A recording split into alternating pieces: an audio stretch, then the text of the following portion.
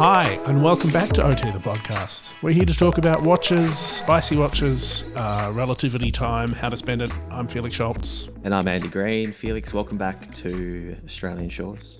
Yeah, welcome back to reality. Whoops, there goes gravity. Do you know what was very luxurious?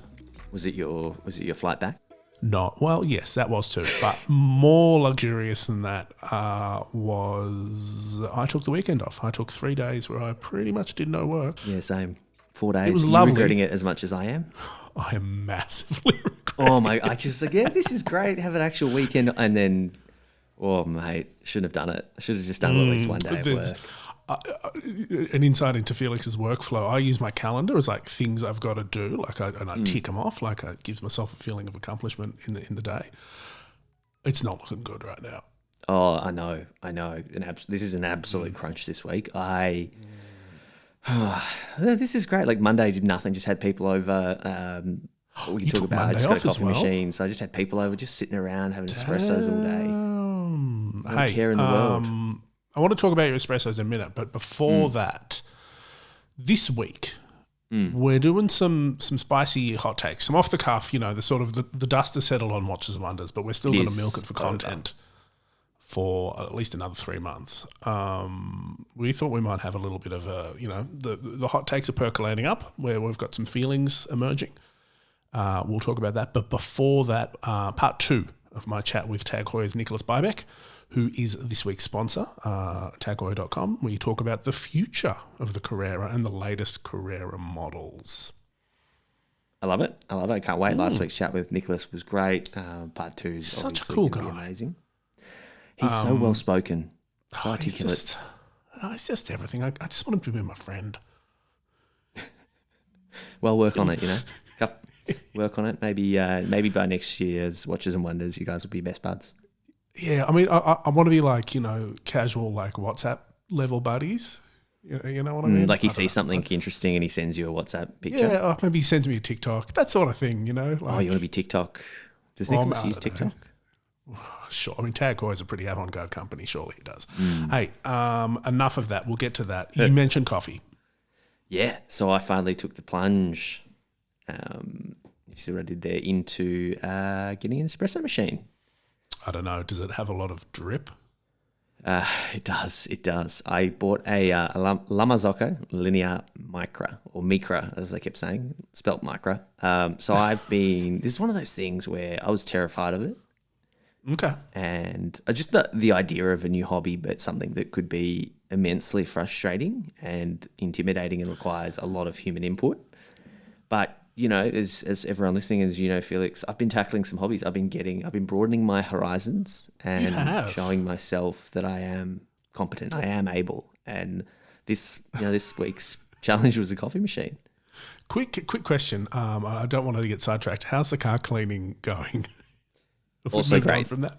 No. I'm still spending stupid amounts of money on, sponges, drying aids, and no, we don't use sponges. It's all about microfibers. That's still alive and well, but that's now a routine kind of workflow that I do, every other weekend. So get the cars up and running.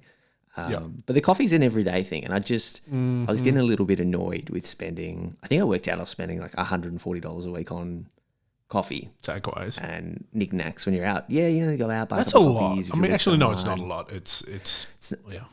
Not in this day and age, Felix. And I thought half the time, unless I go to my usual spots, but if I'm out and about, it's never really that good a coffee. $140 a week. That's my monthly spend on beans. Yeah. Well, there you go. So I thought I need to do something. So I went out and bought an expensive coffee machine and grinder. But I'm liking it so far. I've had a few friends that have been helping me sort of dial things in and doing some video calls and that sort of thing to figure it out. I'm going okay. I'm actually pretty impressed with myself. Color-wise, I went for. I think I've shown you a photo, but it's like a blue. Nice. I won't say Tiffany blue, but it's in that aqua-ish. It's an aqua-ish blue, which is a nice sort of jolt of color in the kitchen on the countertop. So if you have any kind of coffee expertise, feel free to kind of jump on Instagram and rate my shots, or give me advice, or send me dumb products that I need to buy. Yes. Like, Hey, I've got a question for you. Early on in the process, you gave me a horrifying cost per cup breakdown. At what point do you think you're going to achieve at-home coffee that is cheaper than a takeaway? Okay, I think the machine will have paid for itself by September. Machine and grinder will pay for itself by September, yeah. And then the average sort of cost with like a really nice bean will be about $1.50. That's with specialty sort of single origin, $80 a kilo beans. So it can be much cheaper. It can be a third of that. It can be under $1 if I wanted. So Coles Express is who I'm going after. That's 7-Eleven.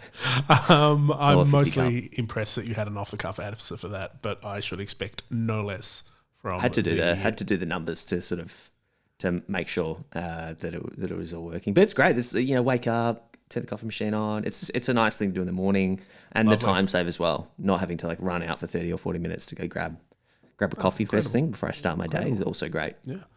Wait, you just wait till you fall to my level where you've got a filter on a timer and you just wake up and there's 1.2 litres of fairly decent coffee just waiting to be imbibed. Just move it next to the bed. Let's move on to coffee, to another shared joy in our lives, televisual entertainment. Are you up to date with Succession? I have just watched the latest episode. Was it 3 or 4? 3. I believe it was called Logan's Wedding is the one we're up to date. So we won't have any spoilers in this discussion, except for the fact that I thought it was weird that Greg pulled out a gun and started firing on people. I missed Greg. He was here in town for the Grand Prix at the. Oh, was he? Yeah, at Albert Park, and you said Shiv was kind of close to you. Let's protect the anonymity of our famous friends. Okay, all right. Well, yeah, slash been in Australia. Bliss and SO's cousin. Greg the Egg was he was at Lone Croissant, so he's obviously been given the tip, probably from his hotel concierge. Probably from Tom, let's be honest. Cousin, my God, go get me some croissants. I'm just so impressed by Mom Scams, and his comedy he's an incredibly good actor. Like, I've always liked him, but he's risen.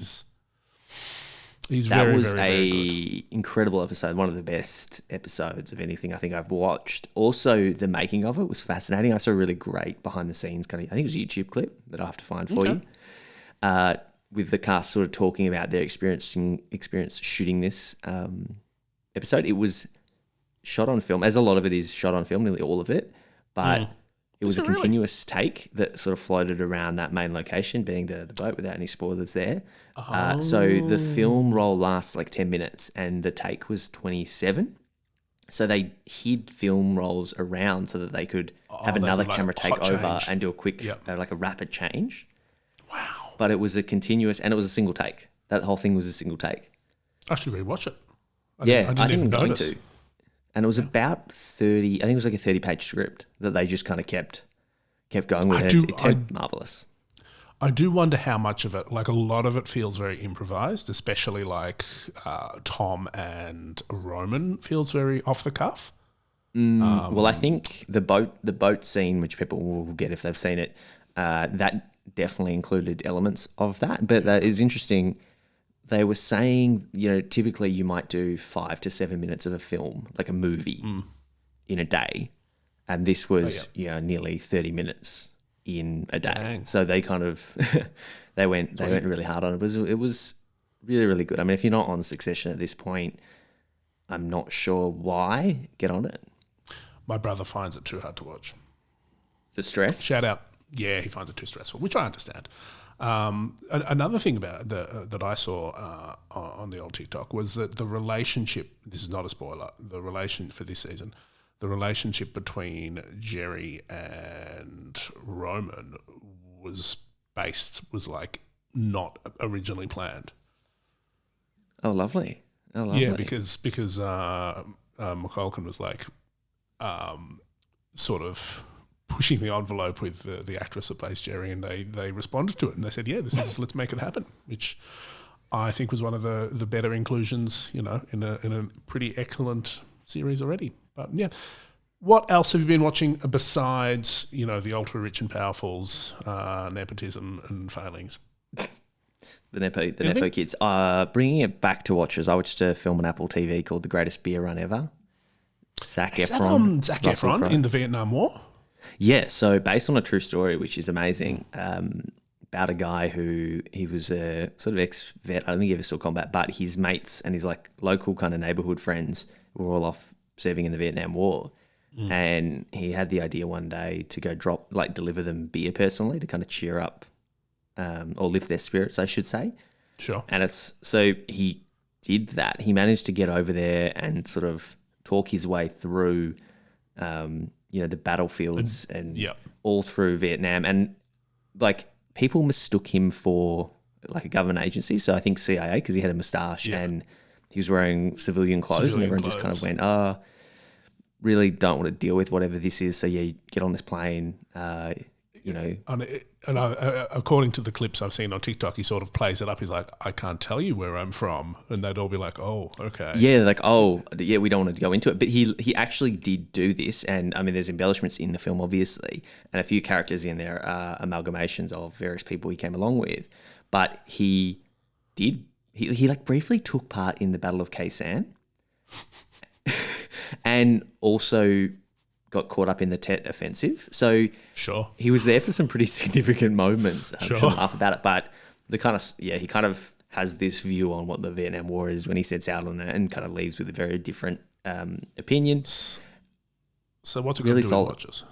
So what's good to do with watches? Well, Russell Crowe is in it, playing a reporter that he kind of crosses paths with. Vietnam War was 1968 was when this happened. So right in the middle, halfway through.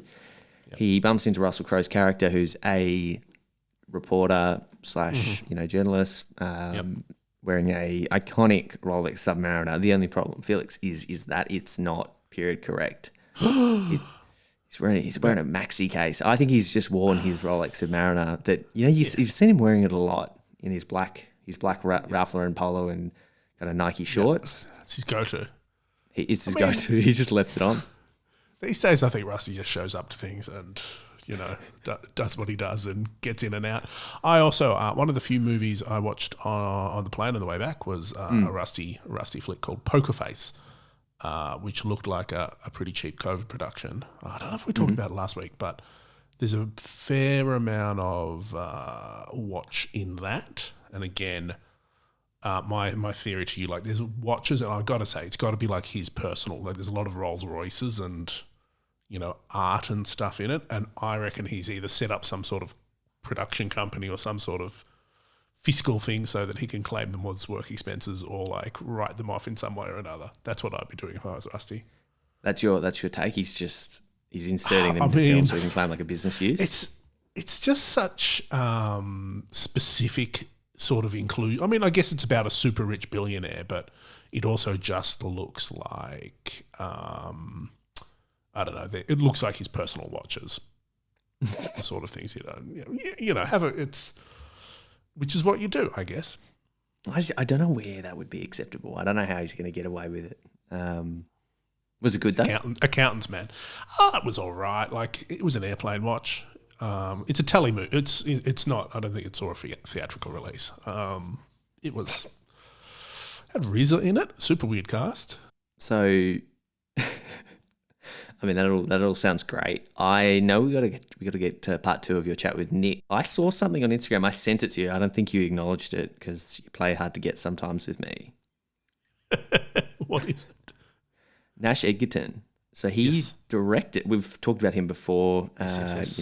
Bliss and Esso. He did that film clip. Obviously, a great Australian actor and director. He was involved with making the video with Ryan Gosling for this TAG Heuer Carrera 60th campaign.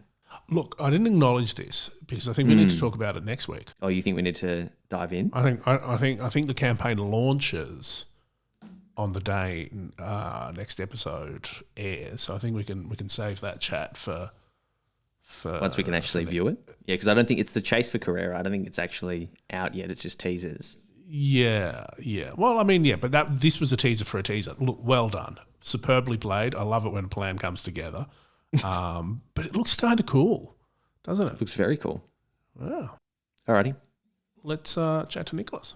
Welcome back, Nick. Part 2. Last episode we spoke about the history of the Carrera. I would now like to focus on the present and future, specifically some very attractive new watches with beautifully domed sapphire crystals, 39mm, perfect proportions. As a dyed-in-the-wool vintage watch aficionado, what do you think about the 2023 Carrera releases? Well, I think everyone had a good laugh at me during the keynote when someone asked what were the favourite watches from the Carrera history, and Frederick said, oh, obviously I say the new ones. Nick might say something different, and I turned to him sheepishly and said, actually, I do like the new ones. I think a few people were laughing because they thought I wasn't sincere, but genuinely is the truth. As you know, I have a great love for vintage watches. I've been walking around the fair for the past couple of days wearing an original 2447 NST from 1968 together with the brand new piece to show them side by side. Of course, vintage watches are very special. They wear fantastically well because they're so small and light, but you've got to be careful. This is a 25,000 franc watch. Yeah. It's got a plexi crystal. Yeah. It's manually wound. Valjo 72s aren't the easiest thing on earth to service. It's unpolished on its original gate fret bracelet. So you have to be considerate at the end of the day. It's a piece of history. Whereas a brand new watch, number one, it embraces all of the kind of DNA and codes of the original Carrera, which is fantastic. But it's a sapphire crystal. It's a case that you can laser weld and refinish without anyone getting too upset. It's an automatic movement. It's got a vertical clutch, so you don't have to worry about the power reserve reducing when you're running the chrono. Yeah. It's got a date. It's waterproof. Shocking feature. Turns out technology's improved in 60 years, and the watches... You might not believe it based on the number of brands which are happy to just replicate the original pieces from the 1960s. But magically, yes, over the past 60 years, technology has improved. And do you this is, I don't know where I'm going with this, but do you wear new watches fairly regularly? Or is it in your contract that you can only wear, obscure vintage pieces from the past? No. I mean, generally speaking, I have a lot of options. Let's say I can wear vintage, I can wear modern. I've generally, since joining the business, tended towards vintage because there were some pieces that I've owned in the past, but only for very short periods, and I wanted to spend a bit more time with. So the original 1133 Monaco, for example, or early Octavias. Is this all part of a cunning plan to get access to the archives and borrow watches? watches? It was a long path, but I finally gained the system, so I get to wear great watches without having to pay for them. No. The long con. Yeah, it was a very, very long con, and probably cost me more money than just buying the watches. But on the other side, actually, last summer I was given a prototype solograph to wear of the titanium that we launched in January. So I wore that for 7 or 8 months or so. Incredible. And that thing was an absolute rock star. I put it on a Phoenix NATO, Sure. the early guys in the UK, and wore that just religiously for like 2-3 months or something like that. Yeah. But then I myself, I also have the Hodinkee Dato Carrera that I bought as a gift for me when I joined the company just before actually it launched, and thankfully the guys at Hodinkee were helpful in getting me one. Thank you, Hodinkee. Thank you, Hodinkee. So I've worn that a lot. I've worn the Solograph a lot. And now I think this is probably going to be a new one in rotation on a regular basis. And did you have any involvement in the... I don't know about what the sort of the production timelines or R&D is, but in either the design or the positioning or... I mean, I'm not directly involved in the product development, but Sure. Normally what happens at the start of the process is the team will come to me, say we're thinking about reimagining X, Y, and Z, and I'll give them a briefing, I'll give them some highlight models that I think we could draw some inspiration from. We'll have a bit of a back and forth. And then throughout the process, they'll often share with me where things are going. They know I love watches, obviously, the designers and the product managers. So they're often quite excited to share the latest protos when they come through, just to get my... implicit seal of approval. My highly critical feedback more often than not. As Carol Kasapi says, I'm the worst possible client because I'm so critical. Sure. But at the same time, maybe that's beneficial for the end product. We're soon going to see, because there was a few things that I was quite closely involved in that will show up later this year. But no, I mean, I think the product and the design teams are doing a great job, because it's important to remember watch creation it's so easy to be totally subjective. Yes. That, you know, I love purple, therefore I think we should All make a watches purple should be watch. purple. All watches should be 36 millimeters. Yeah. Okay, but, you know, what about someone in the market who wants a watch that's slightly bigger or slightly smaller, or No, people who love quartz, or date wheels. Oh. Yeah, what happens if someone really wants their date window at 4:30? You know, who are we to deprive them of this pleasure? There are some other brands out there for you, if that's the case. Hey, I know you mentioned that you were closely involved in some projects that are coming out later this year, and I know that we can't talk about that. But I do want to ask you, in a more broader sense, what are you excited about for the future of the Carrera? Like, this is obviously a platform that's not, you know, you're not going to be a one and done with that. No. What could we see? What sort of areas, like the future of the Carrera, what does it look like in its best possible sense for you? I mean, for me, I think this new 39mm format is just fantastic. It's so wearable. I think the crystal design is contemporary, but we can obviously integrate these classic aesthetical codes into the design language as well. I think you've had a sneak peek that there's something coming this summer that's a nice little throwback to things we've done before. For me, nothing's really set in stone right now. There's many options on the table internally, but I think it is just such a great chance to play with this new format and see where we can take it. And another related, and I know these are hard questions. If they sort of said, Nicholas, you know, we want to make a contemporary version of one of the great Carreras of the past. What would you sort of be putting on that shortlist? I'm a man of limited imagination in some ways, so I think when we look at the January anniversary watch, Panda dial, no date. I mean, why not just put that? That is not that's not rubbing too many brain cells together to get to that why solution. Why mess with the classics? So I think that's one, and then I think the classical 1158 CHN is a great opportunity to take some inspiration. The solid gold piece worn by the drivers. The driver's watch. It would be great to see, this 39mm case, 2 register chrono, with the date at 6. Yeah. I should just be 100% clear. This is my personal Pipe dream stuff. I have no intelligence. Could you get them back in? I mean, I'm just thinking seeing those on a F1 track again would be kind of cool. Yeah, I mean, Max gets another world championship. I mean, it'd be pretty good watch. A little sort of 60 years apart. Yeah, make a nice solid gold Millionaire's bracelet as a one-off for him. Yes. I think there could be his name engraved on the back. Yeah. We did it for him last time with a gold Carrera in when he won the championship in 2021. Sure.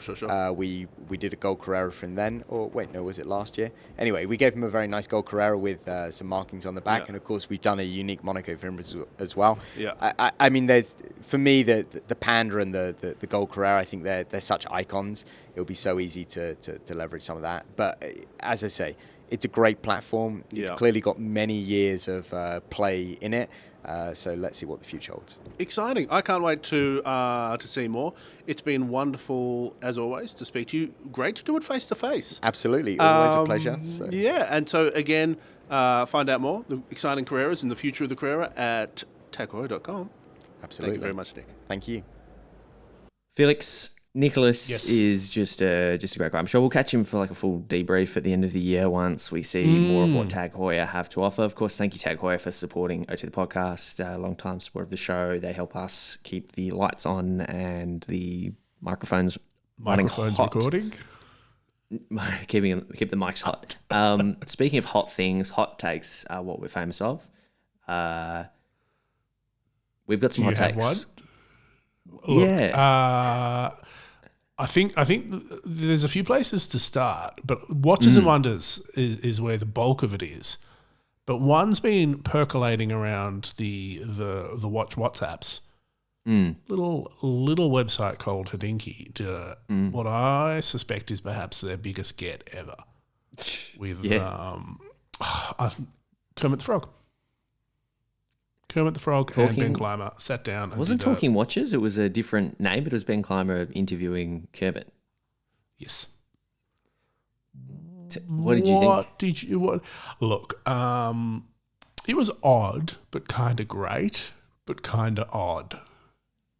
So, yes. And interesting comments, people calling out an apparent double standard with, AP did the Black Panther and everyone hated it, but this is Oris does Kermit and it's okay. I think this is an example of maybe when the brand gets it right, but I also think it's an example of relationships, and I would put a lot of this down to Josh Shanks, who sort of running Oris in the US and probably played a pretty big... He runs marketing. Yeah. Well, I'd say he's got some good relationships, and if anything, I'd say this is what happens when you kind of nail a novelty release and you have good relationships. Is there a little bit of bias in there? I think so, but is it, as is with every sort of relationship, and it's sort of how things work? I don't know that there's a big issue. No, I mean, I don't have any particular issues. I wouldn't underplay the fact that legitimately getting an interview with Kermit the Frog is kind of a big deal. Like it's not, and that's like, it might not be, Ed Sheeran or, Kevin Hart. Well, they've done that as Kevin well. Hart, but they've done that. But Kermit the Frog is like, and it's paid, but it's kind of next level. It's not a bad way to do paid content. It's kind of it's kind of fun. And is legitimately like an icon that transcends so many categories. Like where we were sort of talking about and sharing messages, and I'm like, if I was Ben Clymer and someone pitched this, and there's between two ideas, both paying me an equal amount of money. One's like talk to the CEO, one's like talk to Kermit the Frog. Which one are you doing? I view this as this is a Ben Clymer side quest. You know what I mean? Maybe Clymer likes Kermit. I mean, I think this is just a side quest. I think, broadly speaking, without going into some more detailed hot takes, which we'll do in a sec, I think watchers are in a bit of a weird place right now. They're finding their feet in this TikTok era and post-COVID era, and I think sometimes it gets a bit wacky and a little bit cringy. All right, what do you mean? What do you mean by this? Break it down for me, because we haven't pre-gamed this. If you had told me 2 years ago, Hodinky would do an interview with Kermit the Frog, I would not have believed you. Would you have believed me if I said Oris would have done a collaboration with Kermit the Frog? Maybe. Okay. It's that in itself is a weird and wacky release. Like it's super mainstream. Like it is. Everyone's going a bit mainstream with their collabs. I think they've realized going too niches isn't selling as much anymore. Sure. And we're all tapped out. Like that's, always, who can we get as an ambassador? Who can we partner with? Everyone's partnered with everyone, all the real properties. And I guess maybe this is like the Marvel movie effect as well. And it's no small feat getting that licensing agreement in place, getting that interview. Like that would have been a huge amount of work on everyone's part and highly, highly controlled. So, yeah. And I mean, we talked last week around the Oris. It's cute. The video and the assets they've got on the website are cute. I think overall it's a pretty good time. Speaking of weird and cringe, this is a two-parter hot take, and it's about a brand that I've got a deep soft spot for, so very sorry about it. Tudor. Yep. Tudor's 2023 collection was fine. It was perhaps a little bit boring, but maybe that's okay because they've been pretty bonkers recently. I mean, that's less of a hot take. They had a bit of an off year, which, considering, Rolex is fine. If they had gone wild, it would have been maybe too much and, broken the internet beyond all repair. The weird thing is, so in their press presentation, they had it was all about their new manufacture, which is cool and super high tech. I find it deeply creepy. Thanks in no small part to the super cringe weird video they did that we'll link in show notes, which has like this peppy, Canadian American voiceover of like the sentient factory saying how it controls all the workers. The biggest vibe it gave me was like Amazon fulfillment center. Oh. Yeah. Like dystopian, I am the robot factory and the workers are serving me things. That is. I'll need to watch it. I didn't like it, Andy. It didn't make you feel good? It didn't make me feel good. And look, I don't expect, a brand or any watch brands, especially Tudor, to be like, our watches are made by artisanal old men in the hills. But this was too far down the other end of the path, I think. Yeah, kind of surprising given this whole handmade, artisanal vibes being the calling card of the Swiss watch industry for so long now. It's and genuinely that was a fascinating sort of shift in marketing approach. But I'll recommend watching the video, and please, in our Discord, let me know if I'm off the mark. But I heard, anecdotally from on the ground, other people agreed with me. So, I think a point you can also agree on is that, your Watches and Wonders probably proves that the industry does need some sort of big physical moment by way of trade show. Yeah, 100%. Like for me, especially having had that experience of being away, it was so much more of a valuable experience because you get to see it all in one place fairly quickly. It's like it's a quick download of everything. All focused as well. Like you just run around. Yeah. I mean, do you think the brands that weren't there missed out? I mean, yes and no.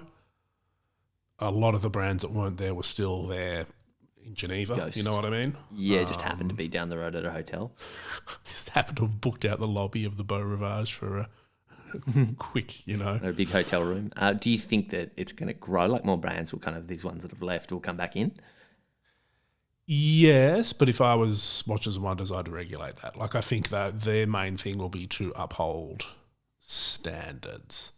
And maybe what they'll do is they'll have a sort of like a looser set of requirements, like to being in the city or some other sort of thing. But like they're not going to want, I don't know, C-tier Swiss watch brands there. Maybe they will. I don't know. Well, there was that whole kind of jewellery and component manufacturing side of the thing as well, which I mean, it was also super interesting, and I'd be missing. Like it was kind of fun to wander off into that B hall. Did you ever do that? Did you ever go to like? Oh, really? That's where MB&F and Acrivia and all those guys were. Like they were. Oh no, I was talking about like if you wanted to buy that separate section. Bulk diamonds. I mean that was just next door to it. That was okay. You just took another right, and there you were. Yeah, all the gem stuff and straps and all that sort of random stuff. Yeah. Another hot take, and this was one I think we may have talked about last week. Lange's Odysseus was the most frustrating watch of the fair. Why? One, they showed one novelty, which is fine. I kind of respect them for not, feeding into that more is more, 10 watches every year situation. Limited edition, 100 pieces, super expensive. Already, you're kind of looking at it, and even looking at it, you're like, what's the point? Like you can report on the news, sure. 100 pieces, what was the price? 50K? 150. 150. Yeah. That's Swiss francs or Australian or? Look, I'd have to check, but I think it was like 130 CHF. Okay, so that's 15 mil. So that's going to pay for the fair. Yeah. Yeah, it's an odd move to put all that effort in to show one watch. No, look, my take on there is like they're contractually obligated to be there. They're part of the Richemont group. They have to, they have to represent that space. That comes with the territory, and it's a wildly cool watch. Like it's technically impressive, like completely new movement. Lange do Lange, but it's just again, it sort of feeds into the watches are weird. Like this isn't working it out. We've made one watch. They've got to do more iterations of it. Of course, you don't develop a new movement and just make 100 watches. But it's a weird use of that oxygen. I mean, you can tell it's controversial when Hodinkee have price TBD, and don't disclose price. Yeah, it's just a weird use of that. Even if they'd done 5 or 6 watches, you'd say, gee, they didn't release much. But to do one it's a statement, and I guess it keeps everyone talking about that one thing, but it's not a common watch, so you just never see it. I mean, Lange, 145 US.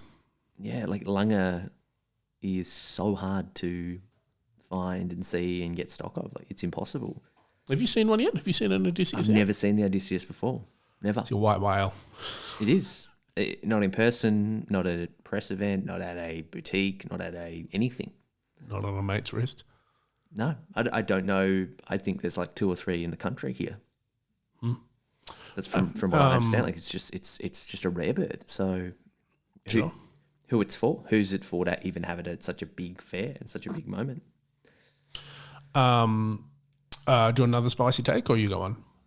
Oh, you go. Everyone's going to calm down about Rolex real quick. Yeah, I think it was sort of. It's always It's always the same, isn't it? Yeah. Yeah. And There'll be everyone's another like, burst though when everything comes out. The next couple of weeks when people start to see it at their retailers. and people that have got the allocation or whatever of that Jigsaw watch are going to start changing their tune real quick. And they're going to be like, actually, if you look at the enamel, it's actually incredible. You know, they're like, it just makes me happy. And like, you're just going to, the outrage farm will have done its job. And then they're going to start pivoting to, I've got this thing, it's great and incredible. And the No one whole else does. cycle will continue. Of course, it's the thing that happens. I've got one more spicy take.